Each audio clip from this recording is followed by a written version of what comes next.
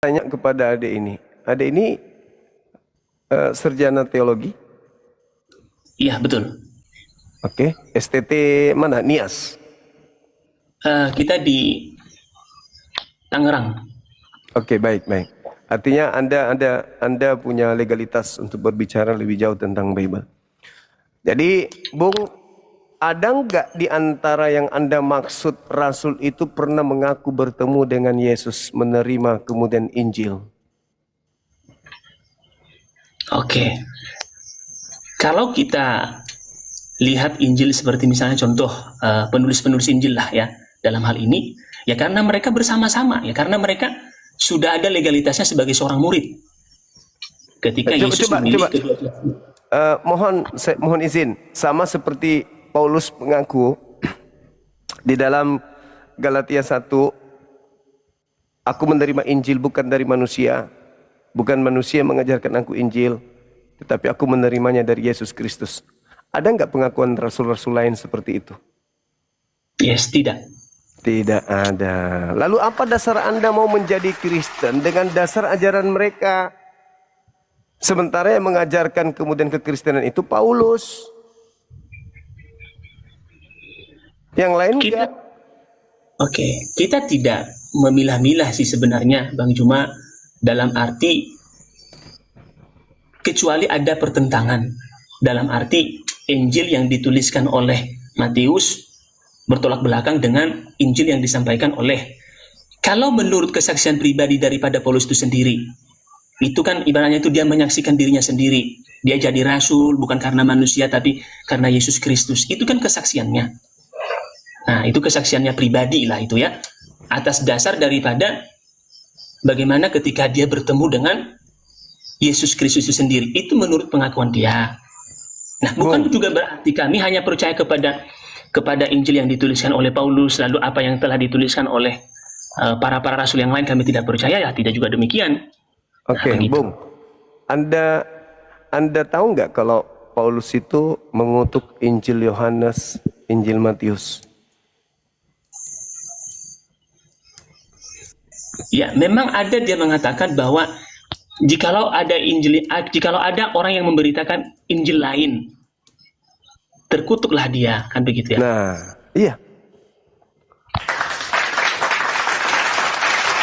Berarti Paulus sedang mengutuk Injil Matius, Injil Yohanes. Kalau Markus dan Lukas kan asistennya.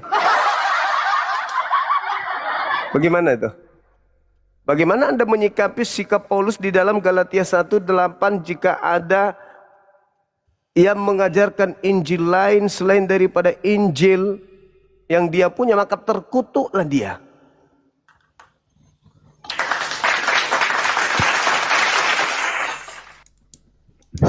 Oke, jadi tadi Bang Juma ada bilang asisten ya Lukas ya gitu ya, lalu Yohanes.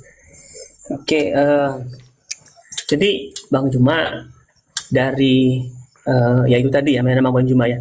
Kalau kita berbicara pun mengenai Injil tadi, ya memang ada perbedaan katakanlah pandangan. Kalau menurut Bang Juma tadi ya, Yesus anak Maria dengan Yesus yang dibangkitkan itu berbeda. Nah, sebenarnya inilah titik-titik daripada katakanlah perbedaan kita. Jadi sekiranya pun nanti saya mencoba untuk menyampaikan dengan Bang Juma, dipastikan selalu ada sanggahan. Oleh karena yaitu tadi ya, kami memahami Yesus anak Maria yang dikandung daripada Roh Kudus tidak pernah berbeda dengan Yesus yang bangkit dari antara orang mati. Itu Yesus yang sama.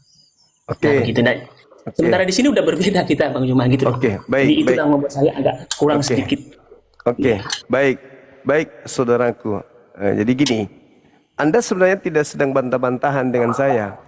Anda sedang bantahan dengan Yesus.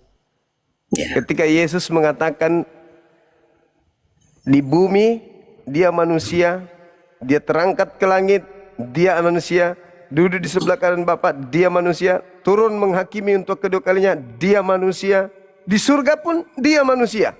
Tapi Paulus mengatakan yang datang kepadanya bukan manusia. Bagaimana Anda bisa mengatakan itu sama? Anda sendiri menjawabnya kalau bukan manusia tapi mengaku Mesias, berarti Mesias palsu. Paulus mengatakan, aku menerima Injil bukan dari manusia. Bukan manusia mengajarkan aku Injil, tetapi dari Yesus Kristus. Kristus mana yang pernah mengajarkan dirinya bukan manusia? Yesus di dua alam ini, dia tetap manusia. Di bumi dia manusia, di langit dia manusia. Dan keadaan-keadaan Yesus dimanapun berada, dia tetap manusia, nggak pernah berubah menjadi apapun itu. Tapi Paulus berani mengatakan, yang datang kepadaku bukan manusia, tetapi Yesus Kristus. Sejak kapan Yesus Kristus bukan manusia? Berarti Mesias yang datang kepada Paulus sudah keciduk. Karena Mesias artinya adalah orang yang diurapi, manusia yang diurapi. Ketika ada makhluk bergelar Mesias atau Kristus tetapi tidak diurapi, berarti dia palsu. Anda sudah menjawab tadi. Anda bukan sedang melawan saya, Anda sedang melawan Yesus.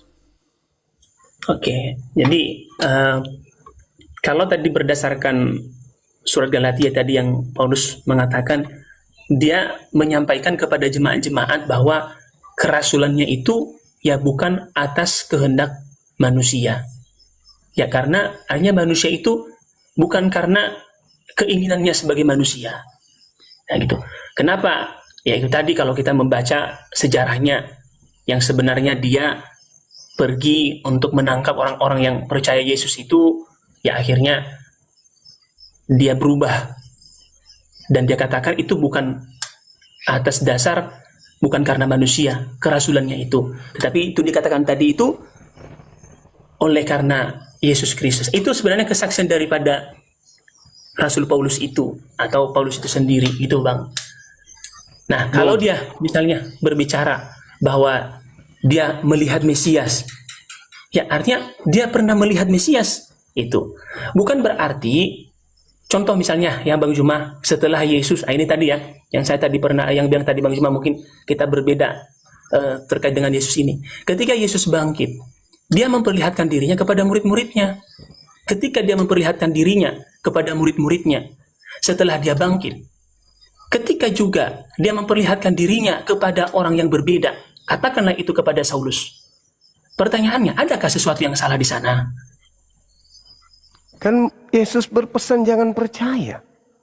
Nanti itu berbicara mengenai akhir zaman, kalau kami mengertinya Bang Juma. Itu berbicara Bagaimana mungkin kepada orang yang hidupnya tinggal berapa puluh tahun lagi diberi nasihat agar waspada karena akan datang penyesat nanti 30.000 tahun.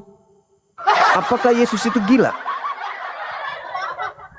Karena Yesus tahu setelah aku terangkat, murid saya ini akan kocar kacir dikarenakan Mesias-Mesias palsu akan mendatanginya. Makanya dia mengatakan tadi, celakalah engkau ahli Taurat, orang Farisi, orang munafik, engkau menjelajahi daratan, lautan, mentobatkan orang menjadi orang neraka. Coba sebagai seorang lulusan STT, ada nggak orang Farisi yang menjelajahi daratan ke Antioquia, mendirikan sebuah sekte di luar Yahudi yang pengikutnya disebut dengan sebuah julukan atau slogan atau predikat sebagai pengikut Kristus selain daripada Paulus? Ada nggak? Nggak ada kan? Iya, satu-satunya ya Paulus. Mau tidak mau harus mengaku itu. Kalau percaya Yesus, maka satu-satunya orang Farisi yang mengajarkan orang lain menjadi pengikutnya hanyalah Paulus. Tidak ada yang lain. Karena Paulus sendiri mengatakan, aku menjadi rasul diutus untuk non-Yahudi. Galatia 1:15. Galatia 2:18, aku diutus untuk orang-orang yang tidak bersunat.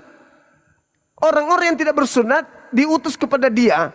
Dia diutus kepada mereka yang tidak bersunat. Dia tobatkan menjadi pengikutnya. 2 kali lebih jahat dan dia adalah orang neraka. Apa akibatnya saya katakan dia orang neraka? Termasuk Anda. Yesus mengatakan jangan percaya, malah Anda percaya. Kenapa Yesus melarang muridnya percaya? Karena dia akan membinasakan manusia.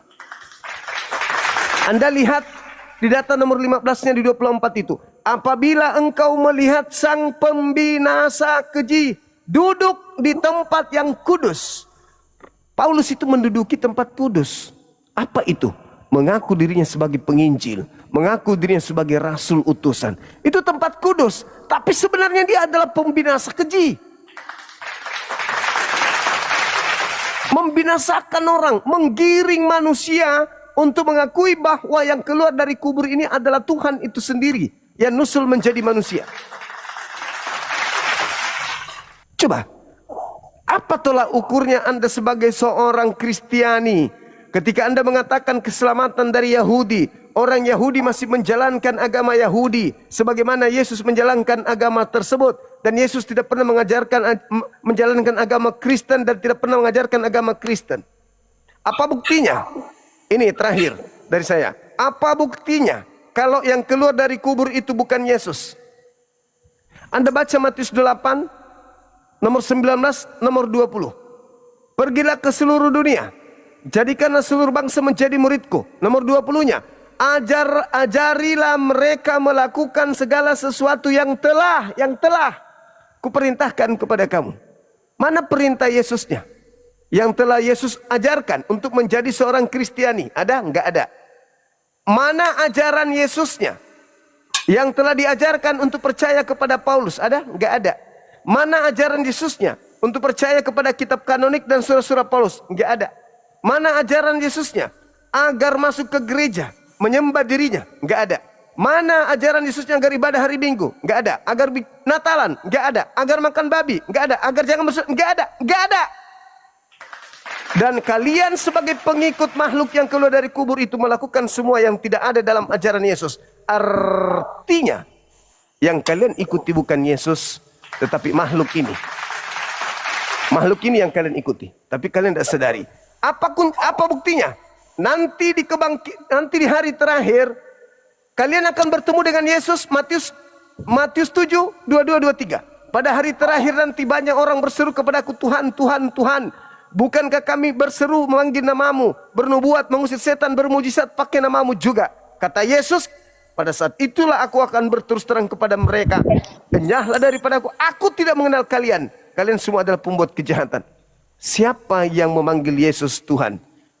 Bernubuat, mengusir setan, bermujizat pakai nama Yesus. Pengikut Nabi Muhammad atau pengikut orang Farisi, Paulus, yang akan diusir oleh Yesus? Kemana dia pergi orang ini? Ya neraka. Anda nggak perlu menjawabnya siapa. Yang pasti Anda tahu yang memanggil Yesus Tuhan, bernubuat, mengusir setan hanyalah orang Kristen. Tak ada yang lain. Hindu enggak, Buddha enggak, ateis enggak, apalagi Islam. Hanya kalianlah yang akan diusir oleh Yesus karena kalian melakukan pengajaran-pengajaran dan mengajarkan kepada orang lain untuk melakukan ajaran Mesias palsu yang datang kepada Paulus dan teman-temannya. Andai saja Paulus kedatangan Yesus asli, maka Paulus akan mengajarkan untuk kembali ke ajaran Yesus, yaitu menjalankan hukum Taurat dengan sempurna, bersunat, tidak makan babi, ibadah Sabat, dan kitabnya hanya satu, yaitu kitab Tanak, perjanjian lama saja, nggak ada yang lain. Seperti itu, Bung. Silakan. Siap. Terima kasih, Bang Juma. Jadi kalau tadi Bang Juma tadi mengatakan bahwa Paulus mengajarkan bahwa Yesus bangkit dan lain sebagainya. Nah, kami juga tahu bahwa bukan hanya Paulus yang mengatakan bahwa Yesus bangkit, termasuk juga para murid-murid. Nah, sekiranya tadi Bang Juma melihat Yesus ada dua, Yesus yang bangkit bukan Yesus anak Maria. Nah, jadi itulah perbedaan. Nah, kalau kami dari penulis Injil, mulai daripada Matius, Markus, Lukas, Yohanes, menuliskan apa yang mereka lihat, bahwa sesungguhnya itu Yesus bangkit. Dan memang juga Paulus mengatakan itu. Artinya dengan kebangkitan Kristus, kita tidak sia-sia percaya kepadanya. Kalau misalnya kita percaya kepada dia yang mati, kita menjadi orang yang paling malang di dalam dunia ini. Tetapi kita tidak percaya kepada dia yang mati, tetapi dia yang bangkit daripada orang mati. Itulah sebabnya kita menaruh pengharapan kepada dia. Mungkin itu Bang Juma yang boleh saya sampaikan. Kurang lebih terima kasih. Ya, mohon maaf kalau ada hal yang kurang berkenan di hati ya. Jadi mungkin itu aja dulu ya Bang Juma ya. Terima kasih Oke. untuk semua. Makasih. Terima kasih. Thank you, Bung. Iya.